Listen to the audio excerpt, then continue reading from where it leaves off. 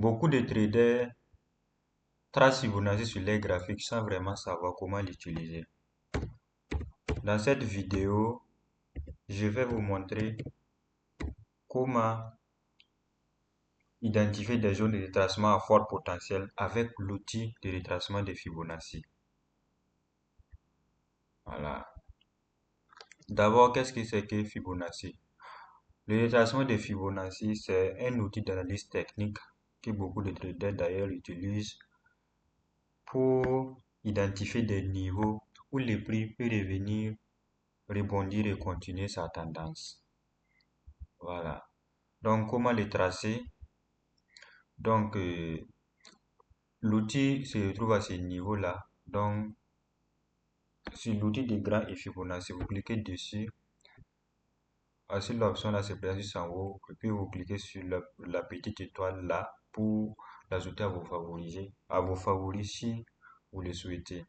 Voilà, moi je l'ai déjà ajouté à mes favoris. Donc, voici ça qui se présente en bas ici. Voilà, ça comme ça. Donc, je clique dessus. Voilà, et puis je trace comme ça. Voilà, si vous n'avez jamais utilisé Fibonacci pour votre première fois, vous allez voir qu'il y a beaucoup, voilà, des points, un peu de désordre dedans. Donc, vous cliquez dessus pour les paramétrer de la manière que moi j'ai paramétré. Donc, vous cliquez dessus et puis vous partez dans configuration. Voilà, configuration. Et puis voilà, vous paramétrez ça de la même manière que j'ai paramétré. Donc, mais les couleurs, vous pouvez changer les couleurs comme vous voulez. Vous pouvez mettre ça à votre façon. Voilà. Donc, voici comment moi j'ai paramétré pour moi. Donc, comment on va l'utiliser? Donc, on va utiliser ça pour essayer d'identifier des zones d'entrée, voilà, des points d'entrée.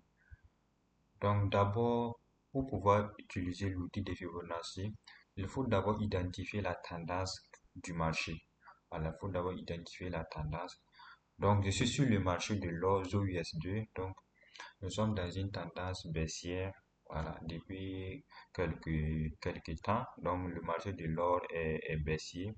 Voilà, donc, voici une tendance baissière comme ça. Voici une tendance qui est baissière à ce niveau. Voilà.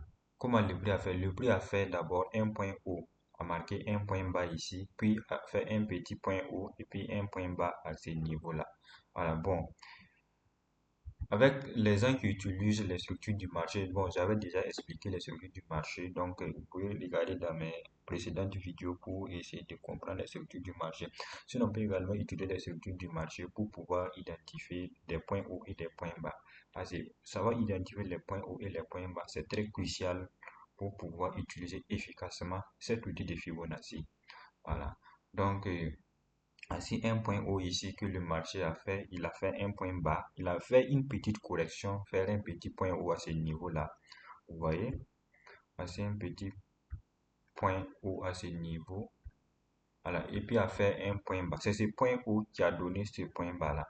Donc, pourquoi j'ai dit des points hauts, des points bas? Parce que c'est grâce à ces points hauts, des points bas qu'on va pouvoir les relier. Grâce à l'outil de Fibonacci, peut trouver des points d'entrée optimum. Voilà. Donc, vous voyez, une fois que j'ai déjà identifié mes points hauts et mes points bas dans une tendance baissière, voilà, j'utilise l'outil de Fibonacci que je trace du point haut du mouvement vers le point bas du mouvement comme ça. Voilà. Et puis maintenant, je cherche maintenant les niveaux où le prix est revenu rebondir. Donc le niveau 0,5 et entre le niveau 0,5 et puis le niveau 0,618. Donc 50% et le niveau 61,8%. Ce sont des niveaux où les traders surveillent. Voilà, donc ce sont des niveaux qui suscitent beaucoup d'intérêt. Voilà, donc la zone qui se situe entre 0,5 et 0,618, c'est ce qu'on appelle euh, la zone haute optimal trade entrée. Donc, qu'est-ce que vous constatez? Quand le prix est revenu à ce niveau, le prix a tapé le niveau là et continuer la tendance baissière, vous voyez. Donc, quand le prix est revenu s'arrêter sur ce niveau, voilà, une forte réaction, voici une englobante baissière depuis, voilà, un fort mouvement du prix à la baisse, vous voyez. Donc, donc c'est vraiment une zone d'intérêt Ouais, vous voyez, le prix a réagi à la baisse. Donc, celui qui ouvrait une position de vente à ce niveau-là, comme ça, il va placer son SL légèrement au-dessus du point 0,618. Voilà, et puis viser le point, l'ancien point bas. L'ancien point bas, comme nous sommes dans une tendance baissière, si le prix va continuer la tendance baissière, forcément l'ancien point bas qui est à ce niveau-là serait cassé. Vous voyez, donc on a un risque de reward de 1 pour 2,95. Donc vous pouvez chercher même un risque de reward de 1 pour 3 parce que de toute façon, l'ancien point bas doit être cassé pour que le prix continue la tendance baissière. Voilà, donc 1 pour 3. Vous voyez, donc c'est vraiment un niveau clé d'intérêt où on peut trouver facilement des points d'entrée. Voilà. Également, un autre exemple, vous regardez également ici, vous voyez là, également ici, nous sommes dans une quoi? Tendance, une forte impulsion baissière. Ça également, c'est une forte impulsion baissière. Vous voyez? Une forte impulsion baissière. Ah, c'est mon point haut qui est à ce niveau. Mon point haut qui est à ce niveau. Voilà. Donc, pour pouvoir trouver maintenant un point d'entrée, comme je suis dans une tendance baissière, donc, il faut privilégier les ventes, suivre la tendance. On dit en anglais 30 is your friend. Toujours suivre la tendance du marché pour ne pas, voilà, se faire des SL un peu partout. Voilà. Donc, j'utilise mon outil de Fibonacci. Je trace du point haut vers le point bas, comme ça. Et puis, j'attends maintenant que le prix retrace pour venir à mon niveau là, à ma zone clé, la zone golden zone ou encore la zone OTE. Voici la zone OTE comme ça. Voilà. Qu'est-ce que vous constatez? Le prix est revenu encore dans la zone et puis une forte réaction du prix à la baisse. Vous voyez? Vraiment, c'est un niveau vraiment maintenant qui fonctionne à merveille. Voilà. Donc, je vais bien tracer ça. Vous voyez? Haute impulsion du prix à la baisse. Vous voyez? Donc, à ce niveau-là, vous pouvez par exemple ouvrir votre position de vente là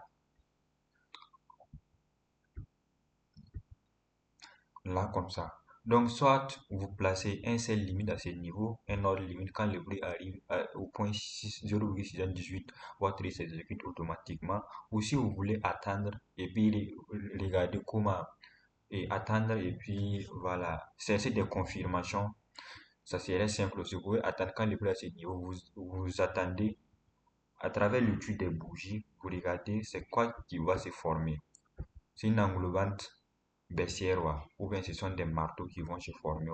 Voilà, donc quand vous regardez, mais vous voyez déjà qu'il y a une englobante baissière. Et voici cette englobante baissière qui englobe les bougies précédentes. Vous voyez, donc ça montre vraiment ici que voilà, les vendeurs sont là, ils sont prêts à pousser le prix pour qu'il parte à la baisse. Vous voyez, donc les entrées ici par exemple, voici la boulevard qui s'est formée, les entrées ici comme ça, et puis mon point, mon SL légèrement au-dessus de 0,618 et puis je vise maintenant l'ancien plus bas.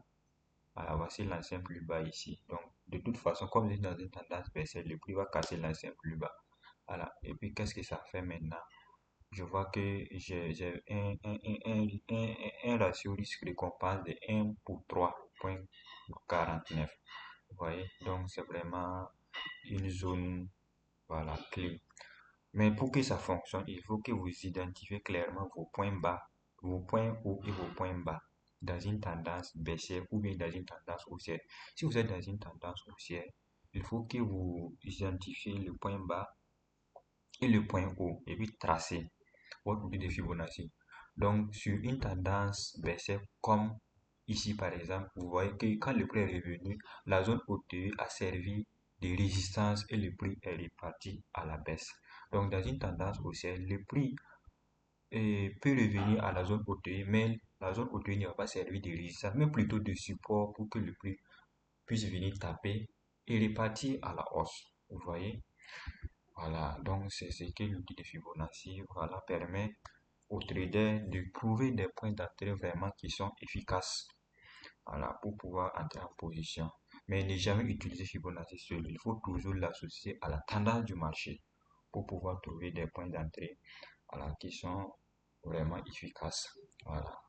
Donc, j'espère que vous avez compris. Voilà, si vous avez des zones dont vous pouvez les poser dans les commentaires, je vais essayer de vous trouver des réponses. Voilà, en passant, n'oubliez pas de vous abonner pour ne pas rater les prochaines vidéos. Merci.